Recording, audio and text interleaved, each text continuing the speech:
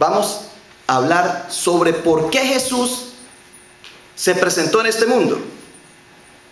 No dicen que Jesús estaba en el trono de Dios, que Jesús siendo de condición divina, o sea que estando allá, ¿por qué Jesús se vino para acá? ¿Por qué Jesús se le presenta a los seres humanos? ¿Por qué Jesús muere y resucita y después de resucitar se siguió presentando? ¿Se han hecho ustedes esa pregunta? ¿Por qué Jesús, siendo invisible, siendo Dios, teniendo toda la potestad divina, en un momento dado de la historia de la humanidad, dejó su trono y tomó nuestra condición humana? ¿Por qué? ¿Cuál fue el propósito de Jesús? Y voy a pararme en el texto que dice: tanto amó Dios el mundo que entregó a su propio Hijo, para que todo aquel que en Él cree no se pierda, mas tenga vida eterna. ¿Qué quiere decir este texto? Este texto quiere decir que sin Jesús, sin el conocimiento, sin la fe en Jesús, no se tiene vida eterna. Porque dice el texto muy claro: tanto amó Dios el mundo que entregó a su propio Hijo, para que todo el que en Él cree tenga vida eterna. ¿Y qué es la vida eterna? Dice: que te conozcan a ti, único Dios verdadero, y a tu Hijo Jesucristo, a quien tú has enviado. La palabra es muy clara. Dice: que te conozcan a ti. ¿Qué es la vida eterna? Conocer a Dios. Pero aquí hay una confusión, porque entender y conocer, creemos que dentro de la vida espiritual, conocer y entender es saber cuánto es 2 por 2. Yo sé que 2 por 2 es 4. En la Biblia y en la vida espiritual eso no es conocer ni saber. Eso es un entendimiento humano que te enseñaron en la escuela, que 2 por 2 es 4, te lo enseñó tu familia, tu mamá. Yo conozco desempeñar muy bien mi profesión de profesor. Eso no tiene nada que ver con el conocimiento y el entendimiento bíblico espiritual. Tú eres un buen profesor porque te lo enseñaron en la academia. O eres un buen abogado, o eres un buen constructor, o eres un buen músico, porque tú lo aprendiste. ¿A qué se refiere el Señor del conocimiento y del entendimiento? Porque dice esto: y esta es la vida eterna, que te conozcan a ti, el único Dios verdadero, y a Jesucristo, a quien tú has enviado. Dice que te conozcan. O sea, conocer a Dios y conocer a Jesucristo no se conoce como se conoce la matemática, como se conoce la ciencia, como se conoce todas las profesiones que usted tiene. Las profesiones que usted tiene y lo que tú sabes hacer para ganarte el pan de la vida, lo tienes que aprender aquí. Te lo enseñan en la escuela o te lo enseña un maestro donde tú empezaste a trabajar. Pero ese no tiene nada que ver con el conocimiento de Jesús, porque cuando Él dice que te conozcan a ti, el único Dios verdadero, y a Jesucristo, a quien tú has enviado, se refiere a otra clase de conocimiento. Y también Pablo dice: no os conforméis a este siglo. Póngale cuidado, no se conformen a este mundo. Profesores, ingenieros, abogados, atletas, todas las profesiones que ustedes pueden imaginar son del mundo. No os conforméis a este siglo, sino transformados por medio de la renovación de vuestro entendimiento. Y ese entendimiento no se refiere a 2 por 2, 4. Porque no se necesita revelación para yo saber matemáticas, física, ingeniería. No se necesita saber eso, porque el mundano también lo sabe, el ateo también lo sabe, y los de otras religiones también lo saben, y no son cristianos estas personas. Y lo saben, entonces ellos son salvos como tú, porque también saben lo mismo. Esto se refiere a otra cosa. Le está hablando a personas de fe. Y les dice: transformados por la renovación de vuestro entendimiento. ¿Para qué? ¿Para que ganes dinero? ¿Para que compres otra casa? ¿Para que ahorres? ¿Para que juzgues si la persona que está contigo hace bien o mal? ¿Para que enjuicies? No. Dice, para que comprobéis cuál sea la buena voluntad de Dios, agradable y perfecta. ¿Para qué debemos ser transformados de nuestro entendimiento? ¿Para conocer a quién? La voluntad de Dios. Dice, transformados por vuestro entendimiento, para que probéis, saboreéis cuál sea la buena voluntad de Dios, agradable y perfecta. Para que tú conozcas cuál es la voluntad de Dios en tu vida, debes ser transformado de tu entendimiento. Para que conozcas lo agradable, lo bueno, que es Dios contigo, tienes tú que ser transformado de vuestro entendimiento. Luego, entender y conocer no es lo mismo que entender y conocer las cosas del mundo. Todo lo que tú sabes, lo sabes porque lo aprendiste. Pero en las cuestiones de Dios, son cosas totalmente distintas. El conocer y el saber en Dios es creer. Conocer, entender y saber de Dios se hace a través de la fe. Por eso, en la fe se dice, ¿qué es la fe? Y Hebreos 11:1 dice, la fe es seguridad de lo que se espera, certeza de lo que no se ve. Pues si yo trabajo una semana, claro que yo voy a tener fe que me la van a pagar, que me voy a ganar la semana. Eso no tiene nada que ver con esto que está diciendo la palabra, entender, conocer y saber. Es entender, conocer y saber en la Biblia es cómo yo entiendo la voluntad de Dios en mi vida, cómo está trabajando Dios conmigo. Por eso Jesús, cuando se comunicó con Nicodemo, le dice Jesús a Nicodemo, porque no envió Dios a su Hijo al mundo para condenar al mundo, sino para que el mundo sea salvo por él. Y el que en él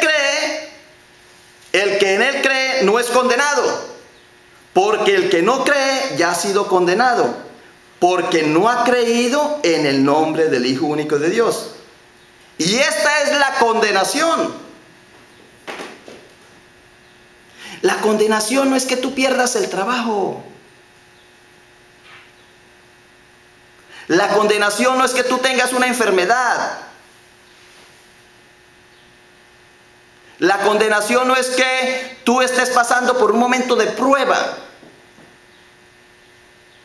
Esa no es ninguna condenación. Eso es parte de esta vida para hacerme pasar a otro nivel. Amen. Para yo tener más fe en Dios. Para que aumente mi seguridad en Él. Gloria a Dios. Sí. Pero la verdadera condenación es que la luz vino al mundo y los hombres amaron más las tinieblas que la luz porque sus obras eran malas. Eso lo dice Jesús hablando con Nicodemo en el capítulo 3 de Juan 3, versículo 19, dice eso. Y esta es la condenación, que la luz vino al mundo y los hombres amaron más las tinieblas que la luz, porque sus obras eran malas. Porque todo aquel que hace lo malo, aborrece la luz y no viene a la luz, para que sus obras no sean reprendidas. Mas el que practica la verdad viene a la luz, para que sea manifiesto que sus obras son hechas en Dios. Y el que camina en la luz tiene vida. El que camina en tinieblas está muerto, dice la palabra. Caminar en tinieblas caminan solamente los muertos. Luego, si una persona, aunque tú lo veas caminando por ahí y no tiene fe, está muerta. Está muerta la persona, porque la fe es la que da vida. La fe es la que ilumina nuestra vida espiritual. Por eso nosotros confundimos nuestros negocios típicos del mundo con nuestra vida espiritual. La confundimos con la iglesia. Pensamos que la iglesia funciona como funciona, las cosas normales. Si yo allá robo, yo también puedo venir allá a robar. Si yo allá miento, yo también aquí puedo mentir. Si yo allá me comporto mal con la gente, aquí también puedo llegar a portarme mal. Si yo allá mando, aquí también quiero mandar. Así son los miembros de la iglesia.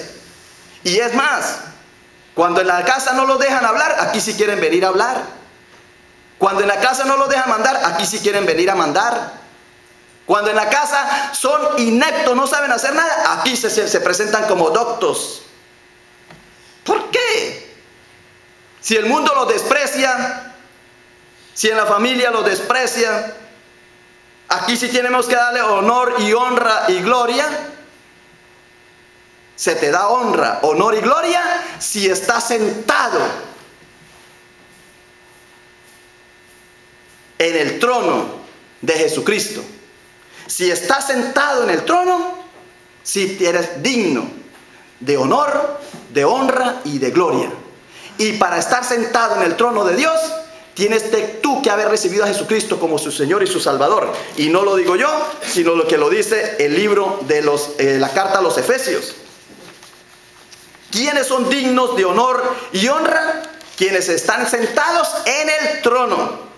¿Y quiénes están sentados en el trono? Aquellos que Jesucristo resucitó y asimismo los hizo sentar en los lugares celestiales con Cristo Jesús.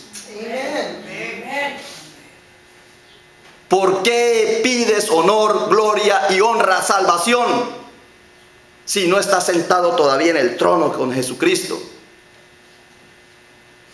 Para pedir eso tienes que estar ya en el trono.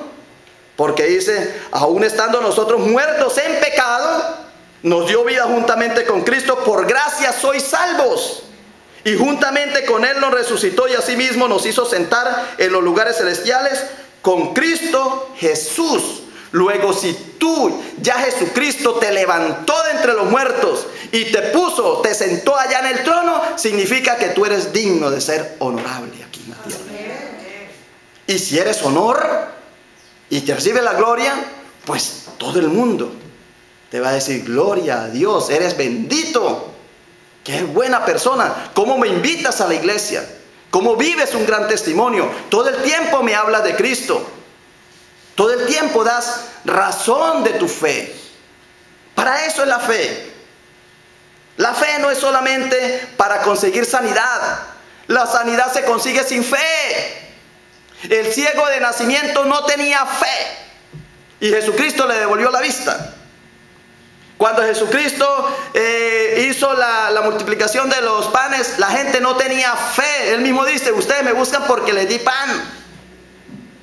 Cuando sanó al ciego, al tullido, no tenía fe la gente. Es más, los discípulos ni siquiera tenían fe. Porque dice la palabra que cuando Jesucristo resucitó, ellos no creían en Él. Aquí dice muy claro, dice que ellos no creían en Jesús porque no habían creído a los que habían visto resucitado. Eso lo tenemos en Marcos 6:4, dice: finalmente se apareció a los 11 estando ellos sentados a la mesa y le reprochó su incredulidad y dureza porque no habían creído a los que le habían visto resucitado. No habían creído. Y más adelante, en otro pasaje, en Juan 20:29, dice Jesús que le dice a Tomás: porque me has visto, Tomás, creíste. Bienaventurados los que no vieron y creyeron. Y en otro pasaje dice: estaban sobresaltados y asustados porque al ver a Jesús creían que era un fantasma, un espíritu. Y antes de Jesús enviar a los discípulos a la comisión, antes de decirle, id por todo el mundo y predicar el evangelio, enseñándole todas las cosas que yo os he mandado, bautizándolos en el nombre del Padre y del Hijo y del Espíritu Santo, y yo estaré con vosotros todos los días hasta el fin del mundo. Antecitos, si nosotros leemos el texto en Mateo 28, el 19 y el 20 es la comisión, pero si leemos a Mateo 28, 17 dice, y al verle le adoraron, aunque algunos sin embargo dudaron. Y a esos que dudaron, a esos que no creyeron, les dice, id por todo el mundo y anunciad el evangelio. ¿Sí ve? Esto es de fe, hermanos. Esto es de creer. Y yo para terminar, les confirmo que el conocer, el entender y el saber de Dios no tiene nada que ver con el entender y el saber del mundo. Porque si nos vamos al texto que Pablo le dice a Timoteo, en el capítulo 3, versículo 14 al 16, y también lo repite en 2 Timoteo 3, 14 y 17, dice así, para terminar, pongan atención. Le dice, pero persiste tú en lo que has aprendido y te persuadiste, sabiendo de quién has aprendido, y que desde la niñez has sabido las sagradas escrituras, las cuales te pueden hacer sabio, conocedor, entendedor. ¿Para qué? Para la salvación por la fe que es en Cristo Jesús. ¿Para qué somos sabios? Para conocer la salvación por la fe que es en Cristo Jesús. Para eso es que se nos abre el entendimiento. El entendimiento es para saber la salvación que se nos da a través de Cristo Jesús. Y eso se llama fe. Y por eso dice Pablo también, toda la escritura es inspirada por Dios y útil para enseñar, para redarguir, para corregir, para instruir en justicia, a fin de que el ser humano de Dios sea perfecto, enteramente preparado para toda buena obra. Aquí voy a cerrar este pasaje, esta predicación, porque nosotros fuimos creados ¿para qué? Para toda buena obra. Porque somos hechura suya, creados en Cristo Jesús para buenas obras, las cuales Dios preparó de antemano para que anduviesen en ellas. ¿Y cuáles son las buenas obras? Yo sé hacer carros. Esa no es una buena obra para Dios. Yo soy un buen abogado. Esa no es obra para Dios. Yo sé construir casas. Esa no es buena obra para Dios. Eso es para el mundo. Pero aquí me dice que la buena obra es para Dios. ¿Y cuál es la buena obra para Dios? Es evangelizar, es ganar almas para Cristo, es construir el reino de Dios aquí. Porque somos hechura suya, creados en Cristo Jesús para buenas obras, las cuales Dios preparó de antemano para que anduvieses en ellas.